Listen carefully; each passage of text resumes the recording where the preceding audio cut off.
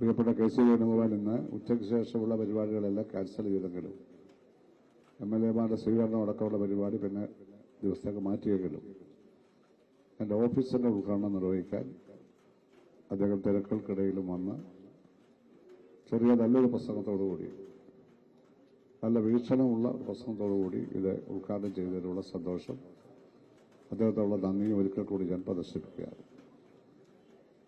ഇവിടെ നമുക്ക് ഒരുപാട് കാര്യങ്ങൾ ഇനി ചെയ്യാനുണ്ടെന്നുള്ള ഷുക്കൂർജിയുടെ അഭിപ്രായം വളരെ ശരിയാണ്. പക്ഷേ കേരളമാകെ അടിസ്ഥാന വികസനം നടത്തുന്നതിൽ 2014 ഗവൺമെന്റ് കാലത്ത് PWO വഹിച്ച പങ്ക് കാസർഗോഡ് മുതൽ ട്രിവാൻഡ്രം വരെ നോക്കിയാലറിയാം. അത് യാതൊരു കക്ഷി രാഷ്ട്രീയ വ്യത്യാസവും ഉണ്ടായിരുന്നില്ല. മലപ്പുറത്തും കാസർഗോഡുമൊക്കെയുള്ള മുസ്ലിം ലീഗിന്റെ MLA-മാർ തന്നെ നിയമസഭയിൽ ഇപ്പോൾ അത് പറയുന്നുണ്ട്. ഈ ഗവർണറുടെ നയപ്രഖ്യാപന പുസ്തകത്തിലൊക്കെ അവർ പറയുന്നുണ്ട്. കോൺഗ്രസിന്റെ MLA-മാരും പറയുന്നുണ്ട്. അപ്പൊ കക്ഷി രാഷ്ട്രീയ വ്യത്യാസങ്ങളൊന്നുമില്ല. മുസ്ലിം ലീഗിന് കൊടുക്കാൻ പാടില്ല എന്ന് വാദിക്കുന്നവരൊക്കെ CPM-നകത്തുണ്ട്. പരസ്യമായിട്ട് വേറെ പറയുന്നത് രഹസ്യമായിട്ട് പറയുന്നുണ്ട്. അവരോട് ഞാൻ അന്ന് പറഞ്ഞ ഇപ്പോഴും പറയുകയാണ്, ഈ രാജ്യത്ത് ഇന്റർനാഷണൽ കോൺഗ്രസ് കഴിഞ്ഞാൽ ഏറ്റവും വലിയ മതനിരപേക്ഷ പ്രസ്ഥാനങ്ങളിലൊന്നാണ് ഇന്ത്യൻ യൂണിയൻ മുസ്ലിം എന്ന് പറയുന്നത്. CPM മതനിരപേക്ഷ പ്രസ്ഥാനമാണ്. പക്ഷേ അടുത്ത കാലത്തെ നേതൃത്വം മറ്റു തരത്തിൽ പ്രവർത്തിക്കുക വഴി ആ ഒരു കാഴ്ചപ്പാടിന് വിരുദ്ധമായി ചെയ്യുന്നു എന്നുള്ള കാര്യമാണ് ഇപ്പോൾ നമുക്ക് ബോധ്യപ്പെട്ടിരിക്കുന്നത്. CPI മതനിരപേക്ഷ പ്രസ്ഥാനമാണ്. പക്ഷെ സ്വന്തമായി കാലുറച്ച് നിൽക്കാതെ CPM-ന്റെ ചില നേതാക്കന്മാർ പറയുന്നത് കേട്ട് പ്രവർത്തിക്കുകയും പ്രസ്താവന ഇറക്കുകയും ചെയ്ത വഴി ആ പ്രസ്ഥാനത്തിൽ ലഭിക്കേണ്ട ഗ്ലാമറും പൊതുജന പിന്തുണയും വേണ്ടത് ലഭിക്കുന്നില്ല എന്നും അവർ പരിശോധിക്കേണ്ട കാര്യമാണ്. വലിയൊരു ആരോപണമായി എന്റെ നേരെ ഇലക്ഷൻ കാലത്ത് ഉന്നയിച്ച് മുഖ്യമന്ത്രി അടക്കം ഉന്നയിച്ച എന്താ, ചെറ്റ വിളിച്ചതൊക്കെ പോട്ടെ, ചെറ്റക്കുടികളിൽ താമസിക്കുന്നവരുടെയും ചെറ്റപ്പുരയിൽ താമസിക്കുന്നവരുടെയും പ്രസ്ഥാനമായിരുന്നു കമ്മ്യൂണിസ്റ്റ് പാർട്ടി ഞാൻ മറുപടി പറഞ്ഞു. ഇപ്പൊ വമ്മന്മാരുടേതായതുകൊണ്ടാണ് ചെറ്റ എന്ന് വിളിക്കുന്നത്. ചെറ്റ മോശപ്പെട്ട കാര്യമല്ല, പാവപ്പെട്ടവന്റെ കുടിലിന്റെ ഭിത്തിയുടെ പേരാണ് ചെറ്റ. അത് ഞാൻ മറുപടി പറഞ്ഞു വന്നു പോട്ടെ, അതിലൊന്നും ഞാൻ കിടക്കുന്നില്ല. വിളിച്ചത് കോൺഗ്രസിന്റെ ചെളുക്കുണ്ടിൽ പോയി വീണു, അതാണ് CM പറഞ്ഞത്. രാഷ്ട്രീയമായ മറുപടി പറഞ്ഞു, ഇനിയും പറയും. അങ്ങനെയാണ് കോൺഗ്രസിലെ ചെളുക്കുണ്ടിൽ കിടക്കുന്ന പാർട്ടിയാണ് CPIM. കേരളത്തിന്റെ വെളിയിൽ എവിടെങ്കിലും ഒരു സീറ്റ് കിട്ടിയെങ്കിൽ കോൺഗ്രസ്സുകാരനല്ലേ. തമിഴ്നാട്ടിൽ എങ്ങനെ ഒരു സീറ്റ് കിട്ടിയത്? 2 പാർലമെന്റ് സീറ്റ് കിട്ടിയത് CPIക്ക് 2, CPM 2, 4 സീറ്റ്. ആകെ 6 സീറ്റേ ഉള്ളൂ, 1 ഉള്ളൂ കേരളത്തിൽ നിന്ന്. 4 തമിഴ്നാട്ടിൽ നിന്നാണ് CPIക്കും CPM-നോട്. പിന്നെ ഒരു സീറ്റ് CPM-ന്റെ രാജസ്ഥാനിൽ കോൺഗ്രസ് പിന്തുണ, അവിടെ DMK ഇല്ല, കോൺഗ്രസ് പിന്തുണയോടുകൂടിയാണ്. അപ്പോ ആ കോൺഗ്രസിന്റെ പിന്തുണയോടുകൂടി രാജ്യത്ത് ആ ഊന്നുവടിയിൽ നിൽക്കുന്ന ഒരു പ്രസ്ഥാനം എന്നോട് പറയുകയാണ്, നിങ്ങൾ കോൺഗ്രസിന്റെ ചെളുക്കുണ്ടിൽ വേണം. എന്ത് രാഷ്ട്രീയ ദർശനമാണ്, എന്ത് കാഴ്ചപ്പാടാണ്. മുസ്ലിം ലീഗിലെ ജില്ലാ പ്രസിഡന്റ് വിളിച്ചിട്ടുണ്ട്. പാണക്കാട് തങ്ങൾ വിളിച്ചുവിടെ എല്ലായിടത്തും പറഞ്ഞു, ഈ സുധാകരനോട് വോട്ട് പോലും നഷ്ടപ്പെടരുത്. കുഞ്ഞാലിക്കുട്ടി സാഹിബ് വിളിച്ചു പറഞ്ഞു.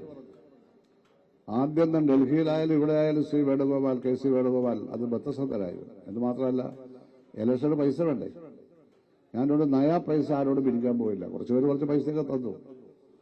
അദ്ദേഹവും വളരെ ജനാധിപത്യപരമായ മാർഗത്തിൽ ഈ കേരളത്തിലെ എല്ലാ UDF സ്ഥാനാർത്ഥികൾക്കും അദ്ദേഹം പല സഹായങ്ങളും ചെയ്ത കൂട്ടത്തിൽ സാമ്പത്തിക സഹായവും ചെയ്തു. ഞങ്ങൾ ചുമതലയുള്ള അഖിലേന്ത്യാ ജനറൽ സെക്രട്ടറിയാണ്.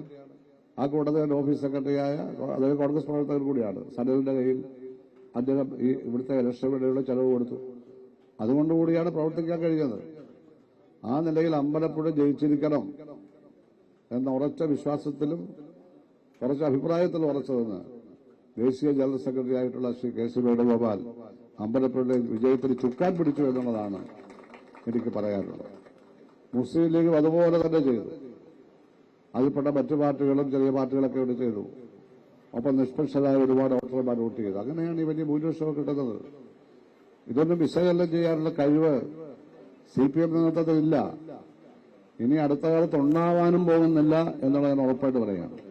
ഞാൻ കൈയടി കയറ്റാൻ വേണ്ടി പറഞ്ഞതല്ല, സത്യമാണ് പറയുന്നത്. കാരണം ഒരു 3 തലമുറ എടുക്കൂ. കമ്മ്യൂണിസ്റ്റ് പാർട്ടിയെ ഉയർത്താൻ കഴിയുന്ന ഒരാളിന്റെ പേര് പറ. 3 തലമുറ എടുക്കുന്ന പോട്ടെ, ഒരാളുടെ പേര് പറ. ഈ കേരളം അംഗീകരിക്കുന്ന ഒരു യുവജന നേതാവിന്റെ പേര് പറ. ഒരു വിദ്യാർത്ഥി നേതാവിന്, ഞങ്ങളൊക്കെ വിദ്യാർത്ഥി നേതാക്കന്മാരായത് കേരളം മൊത്തം അറിയുമായിരുന്നു.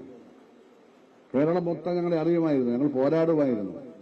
പ്രതിബദ്ധതയോടെയാണ്. 63 വർഷം ഞാൻ പാർട്ടിയിൽ പോകുന്നത്. ഒരു നിമിഷം പോലും പാർട്ടിയെ വഞ്ചിച്ചിട്ടില്ല. 60 എല്ലാ ഉത്തരവാദിത്തങ്ങളും നിർവഹിച്ചു. എന്നിട്ട് അതെല്ലാം കിട്ടിയിട്ട് അതാണ്ട് സൗജന്യമാണ്. ഇപ്പൊ ഇങ്ങനെ ആയില്ല എന്ന് ചോദിക്കും. അത് കിട്ടുന്നതല്ല. ഈ നാട്ടിൽ അതിൽ കൊള്ളാവുന്നവരെ ചിലപ്പോൾ CPM നിർത്തിയിട്ടുണ്ട്. അങ്ങനെ നിർത്തി ജയിച്ചു. CPM എന്നെ എതിർത്തിട്ടുണ്ട്. എന്റെ ഭൂരിപക്ഷം കൂടി. 23,000 ആയിരുന്നത് ഇപ്പൊ 22,000. അതെങ്ങനെ? അതിനെപ്പറ്റി എന്താ പറയാനുള്ളത്? അപ്പൊ ക്രെഡിബിലിറ്റി പോയി. CPMന്റെ ക്രെഡിബിലിറ്റി പോയി. CPM തന്നെയുള്ള ഒരു 10,000 വോട്ട് എനിക്ക് വോട്ട് ചെയ്തിരിക്കുക. അല്ലെങ്കിൽ 75,000 വോട്ട് എടുത്ത് കിട്ടാനാണ്. ഒരുപാട് അവർ മനസ്സിലാക്കേണ്ടിയിരിക്കുന്നു. കോൺഗ്രസിന്റെ സുവർണ കാലമാണ് കേരളത്തിൽ. ഭരണമുള്ളതുകൊണ്ട് ഞാൻ പറയല്ല.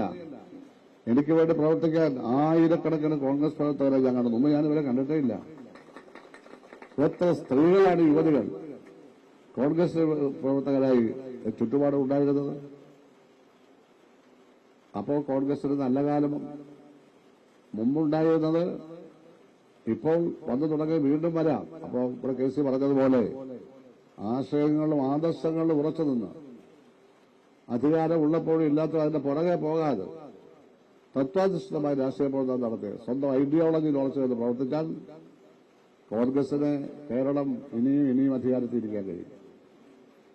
അദ്ദേഹം പറഞ്ഞതുപോലെ ഞാൻ മാറി, എന്നെ ആരും പുറത്താക്കിയതല്ല, ഞാൻ രാജിവെച്ചതുമല്ല. പാർട്ടി മെമ്പർഷിപ്പ് പുതുക്കേണ്ട മാർച്ച് മാസത്തിൽ ഞാൻ രാജ്യ കമ്മിറ്റിയിലാണ്. പാർട്ടിയിൽ നിന്ന് പുറത്താക്കിയത് ഷാജു ജില്ലാ കമ്മിറ്റിയിലാണ്. അതിനുമ്പ് കോൺഗ്രസിലായിരുന്നു, JS-ലായിരുന്നു. CPM-നെ തോപ്പിച്ച MLA ആളാണ് 2 തവണ. അദ്ദേഹം ജില്ലാ കമ്മിറ്റി, നമ്മൾ ബ്രാഞ്ച് കമ്മിറ്റി.